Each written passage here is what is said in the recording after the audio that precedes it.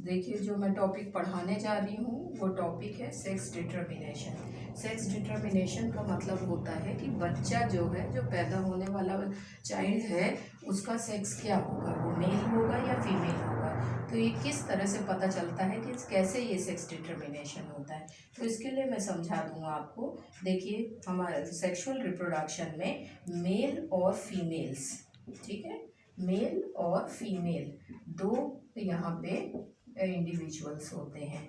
अब यहाँ पे जो क्रोमोसोम्स सेक्स डिटर्मिनेशन करते हैं तो that are known as sex chromosomes उन्हें कहा जाता है। अब सेक्स क्रोमोसोम जो मेल का है ये पेयर्स में होता है। मेल का सेक्स क्रोमोसोम में एक एक्स आपका होता है क्रोमोसोम और एक वाई होता है, यानी पेयर में ये एक्स वाई क्रोमोसोम होता है। आप इसे आराम से एक्स वाई क्रोमोसोम इस तरह से लिख सकते हैं मेल्स के नीचे, ठीक है। अब ये मेल गैमेट में सेक्स क्रोमोसोम माने मेल गैमेट में एक्स वाई क्रोमोसोम होता है, जिसे आप स्पर्म कहते हैं, ठीक है। मेल गैमेट मीन्स स्पर्म होता है। अब फीमेल गैमेट में जो गैमेट होता है that is known as egg और ओवा, इसे हम कहते हैं। और इसमें जो क्रोमोसोम सेक्स क्रोमोसोम होते हैं ये भी पेयर्स में होते हैं, लेकिन दोनों ही एक्स एक्स क्रोमोसोम होते हैं। तो फीमेल्स में दोनों के दोनों जो पेयर होता है वो एक्स क्रोमोसोम्स का होता है, जबकि मेल्स में एक एक्स और दूसरा वाई होता है। अब ये किस तरह से सेक्स डिटर्मिनेशन होता है, सेक्सुअल रिप्रोडक्शन के दौरान जो है ये यहाँ से एक्स क्रोमोसोम जो है ट्रांसफर, अगर एक्स क्रोमोसोम मेल्स का ट्रांसफर होता है और फीमेल्स की तरफ से तो आप जानते ही हैं वहाँ पे तो वाई क्रोमोसोम है ही नहीं, इसलिए ये एक्स क्रोमोसोम ही यहाँ पे ट्रांसफर होगा। तो दोनों एक्स और एक्स, इधर से भी एक्स क्रोमोसोम आया और इधर से भी एक्स क्रोमोसोम आया, यानी कि ये जो पेयर बनता है ये एक्स एक्स क्रोमोसोम का बनता है। तो इसी तरह से नेक्स्ट क्रोमोसोम वाई होता है।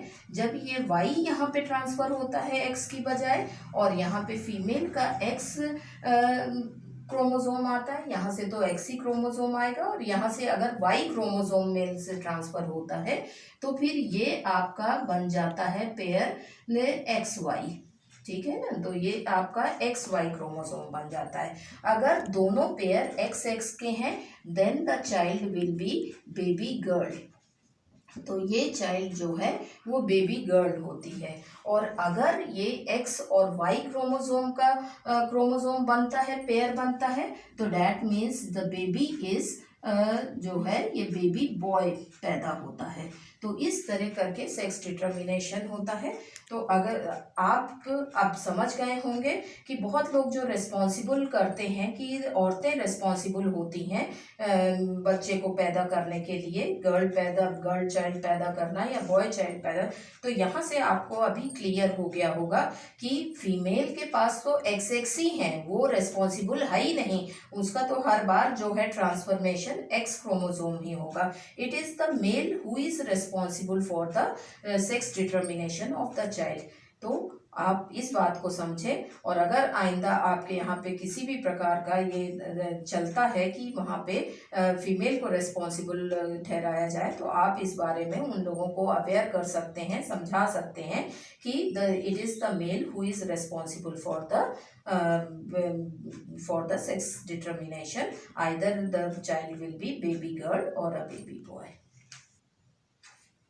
ओके, एक और बात बता दें आपको कि जब भी बच्चा पैदा होता है वो हमेशा 23 पेयर्स ऑफ क्रोमोसोम्स, यानी टोटल मिला करके वो 46 क्रोमोसोम होते हैं। क्रोमोसोम कैसे दिखते हैं, they are the thread like structure, एकदम थ्रेड लाइक स्ट्रक्चर्स होते हैं, इस तरह के होते हैं।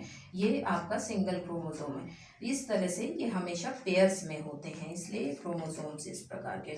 हमारे बॉडी में 23 पेयर्स ऑफ क्रोमोसोम्स होते हैं, टोटल मिला के 46 क्रोमोसोम, जिसमें 22 पेयर्स ऑफ क्रोमोसोम्स जो होते हैं they are known as autosomes, इन्हें कहा जाता है, जो कि एकदम नॉर्मल होते हैं हर एक के एकदम। एक जैसे।